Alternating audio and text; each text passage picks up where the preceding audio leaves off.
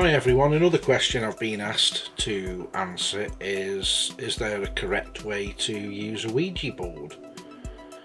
We've been using Ouija boards now on and off for a number of years, and as far as I'm aware of, there is no such thing as a correct way to use a Ouija board, but I will guide you through the way that we use it.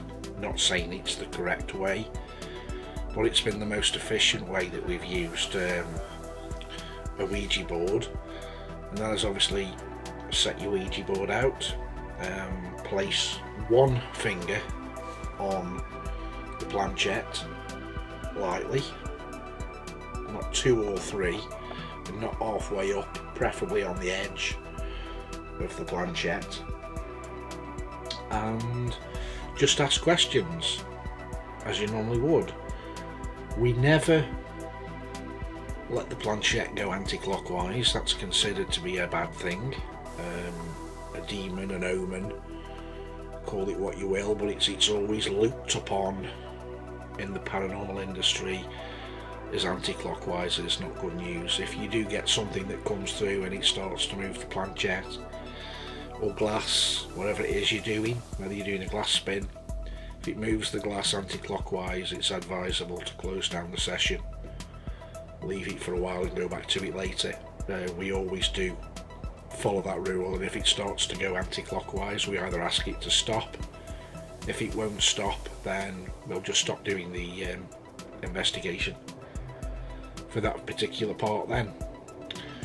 Rule number 2, if you've watched our videos, you'll probably think we've just asked that question. I don't know where it originally came from, but we've always worked on the rule of 3.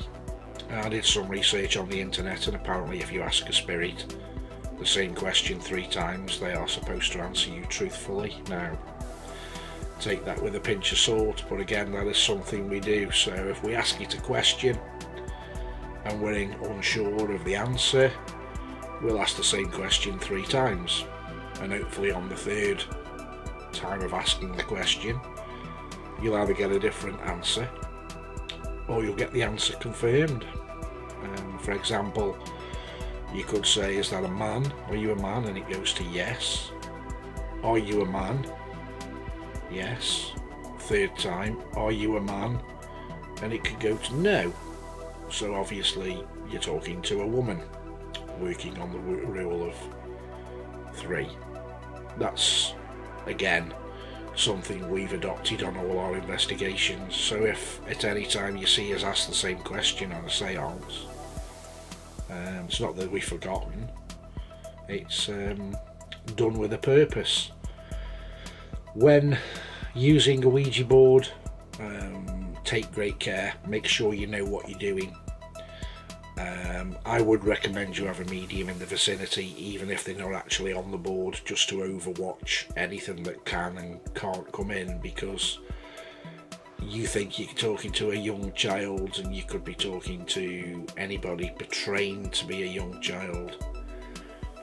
Don't get emotionally attached to what comes through on the board, because I've known people take attachments home with them, and we've had to deal with that in the past. Also been there myself, had the t-shirt as they say, so be very careful in that way.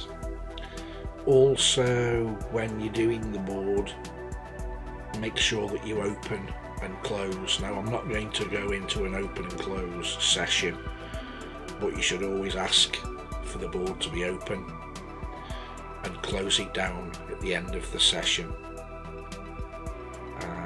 Reason for that is, would you go out and leave your front door wide open?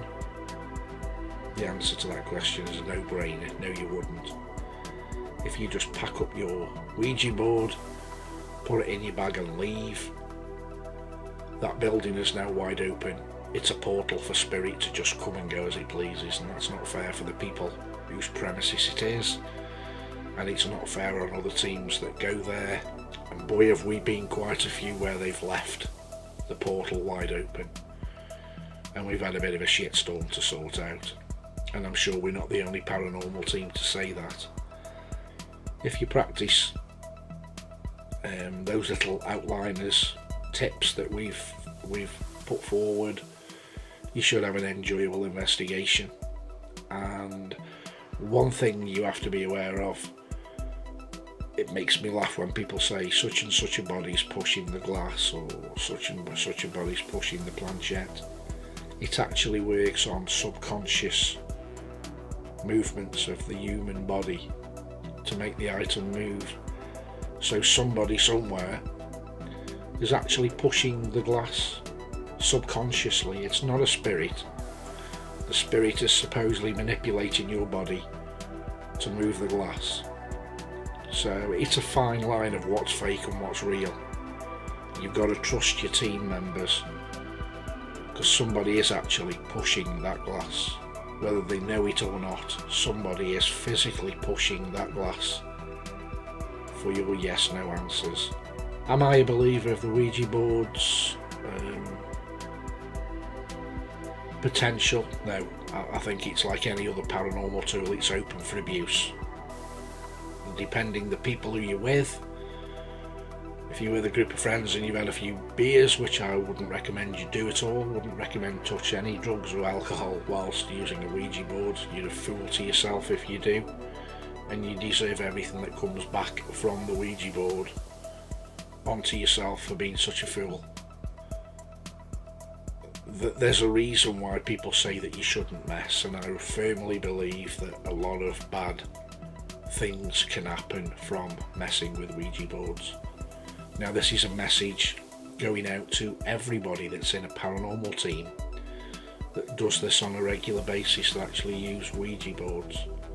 I've noticed in my own team, and I'm sure we're not the only team, but when you've been doing paranormal investigations, ask yourself this question. When you've been doing a paranormal investigation for more than 3 or 4 years, have a look around at your members of your team and see how many of them start to have strange illnesses, or start to feel really ill for no apparent reason, or suddenly develop some kind of disability or something. Now, is that just a coincidence?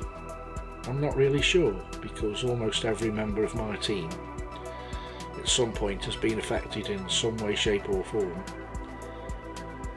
and I put it down to being in a paranormal team. Is there something out there that doesn't want us to investigate what we are investigating, doesn't want us to know the truth?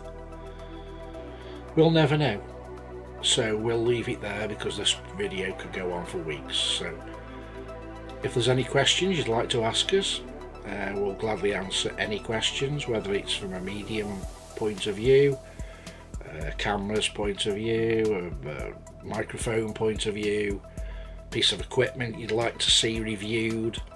We're more than happy to try our best and bring you the best information that we physically can. Soon I'm going to be doing a video on infrared lights, and we'll be showing you the good and the bad of the bunch that you can buy. So enjoy what you do, and until the next time, stay safe, take care.